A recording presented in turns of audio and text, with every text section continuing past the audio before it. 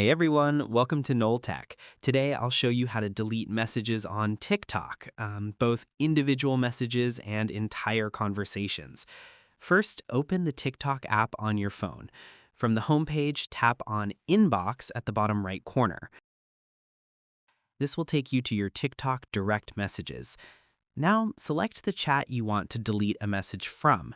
Once you're in the conversation, tap and hold the specific message you want to remove. A menu will appear at the bottom with several options. Tap Delete for Everyone or choose Delete for Me. The message will instantly disappear from your TikTok chat history.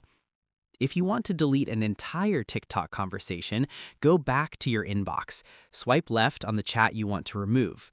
You'll see a Delete button.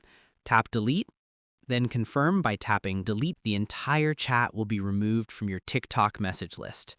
And that's it. You now know how to delete TikTok messages and manage your DMs. If this tutorial helped you, don't forget to like and subscribe to Knoll Tech for more quick how-to guides. Thanks for watching.